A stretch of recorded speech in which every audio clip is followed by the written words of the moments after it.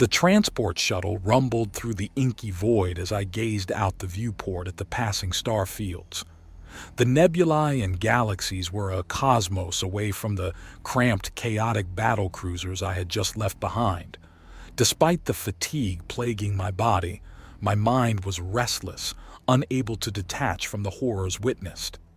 Closing my eyes, the images replayed like a data log.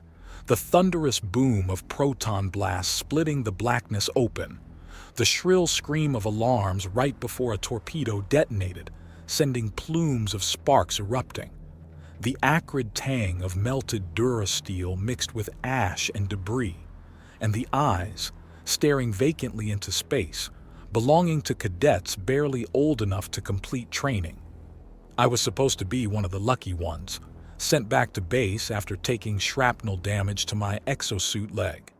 But it didn't feel lucky. There was no escaping the things I had seen, the things I had done. They haunted me, even here in this quiet shuttle, light years from the battlefront. The Araxian across from me bared his fangs in a smile, mistaking my distant stare for sleepiness. "Returning from leave, then?" he growled through his translator. "Yes," I muttered, "leave." The word sounded foreign to me now. I wondered if home was still there, or if this war had swallowed it up too, spit it out broken and unrecognizable. The shuttle lurched ahead, taking me farther from the cruisers, though never far enough to outrun the memories. I was still there, crouched behind comet debris, waiting for the next alarm, the next explosion. Home was a lifetime ago. I wondered if I'd ever truly make it back. "Mind if I sit here?" A voice brings me back to the present. I look up to see a Zendian about my age hovering in the aisle. One of his upper appendages is missing from the elbow joint down. He lost an arm in battle. "Of course," I say, gesturing to the seat across from me. The shuttle ride continues on through the inky blackness of space. My new companion, the injured Zendian who introduced himself as Clax, settles into the seat across from me. "So, you are a human then?" he asks, his translator emitting a buzzing growl. "I have heard much about your species, but have not encountered one before." I nod. "Yes, I'm from Earth, signed up with the United Galactic Forces as soon as I came of age. Wanted to help defeat the Zurians and restore peace." Clax bobs his appendages in understanding. I felt the same. Was the first of my brood to volunteer for battle. My hive was so proud. His eye stalks droop downwards. Not so proud anymore, I think. We sit in solemn silence for a stretch as the shuttle hums on autopilot towards our base. There is comfort in the presence of another who has seen the horrors of war up close, who carries the same burdens. I felt like smoking to calm my nerves. I pulled out an antique lighter from my jacket pocket, an heirloom from Earth. As I flicked it on and off absent-mindedly, the shuttle passed through an asteroid belt, jostling us slightly. I accidentally knock off a small metallic box that was resting on Clax's seat. It clatters to the floor and suddenly projects a hologram into the air between us. It's a short, grainy 3D video of Clax and a group of other young Zendians playing together in a vast field of long, swaying grass under a purple sky. Their appendages wave joyously as they chase and tumble over one another. Clax's missing arm is there in the video, whole and undamaged. "I apologize, I did not mean to pry," I say, scrambling to pick up the box and offer it back to him.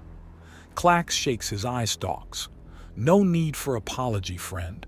It is good to see their faces again." He takes the box gently, gazing at the frozen hollow image with sad fondness. "It looks like your home planet," I remark. "Were they your broodmates you grew up with?" Clax nods, making a soft, warbling sound. "Yes, the grass plains of Zuriva, where my hive dwelling lies. We were only hatchlings then." His claw traces over the hologram wistfully before shutting it off and stowing the box away. When he looks back at me, his yellow eyes are mournful. "I fear Zuriva and those carefree times are forever gone now. but I am grateful to carry a piece with still. I nod in understanding, thinking of my own home so far away. Clax lets out a long, low sigh. After I left for battle, a Zurian raid destroyed our entire hive dwelling. My brood, my family, all extinguished. My heart aches for him. Clax, I'm so sorry. I can't imagine such a loss. He bows, his eyes talks. The past cannot be altered, but I fight on for them, for the memory of those sunlit days in the grasses. Man, this story really hits hard.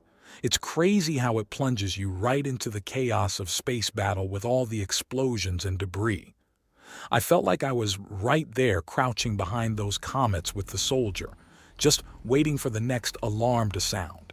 Intense stuff, and the way he can't detach from those traumatic memories, even when he's light years away, that really spoke to me. PTSD doesn't just vanish when you leave the battleground. Those inner scars linger. The soldier's unease at being called lucky for surviving when others didn't. I can't imagine how guilty he must feel. Survivor's guilt is so real. The encounter with the Zendian Clax was a nice emotional touch. Connecting with someone else who's been through battle trauma too must have given the soldier some sense of relief, knowing he wasn't alone. Seeing that hologram of Clax's childhood before he lost his arm, man, talk about innocence lost. But Clax keeps fighting in memory of those brighter times. That takes real inner strength. This story makes you realize that behind all the big spectacle of space battles, it's just regular people having to find courage and keep going forward after trauma. They pay the price for conflicts they didn't start. Heavy stuff, but told in a thoughtful way that makes you reflect. Back in 2004, my cousin Jake enlisted as soon as he turned 18. Our whole family was so proud of him for joining up to serve his country after 9/11. He was shipped off to Iraq, while the rest of us went about our daily lives back home. I'll never forget picking up Jake from the airport when he came back on leave in 2005. He was like a shell of himself, gaunt, quiet, eyes darting around cautiously like he was still in a war zone. When fireworks went off at a neighbor's BBQ, he nearly hit the ground before realizing he was safe.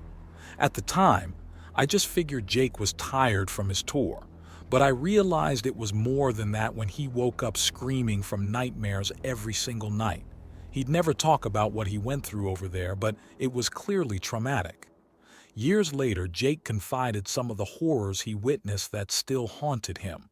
Civilians caught in crossfire, losing close friends in roadside bombings. He never felt lucky to have survived when others didn't. The guilt ate away at him. In the end, Jake's trauma from serving never fully left him, but he found some solace bonding with fellow vets who understood what he'd been through. I can't imagine shouldering the burden of war experiences at such a young age. But Jake's story gives me empathy for all soldiers dealing with the lingering scars of combat long after coming home.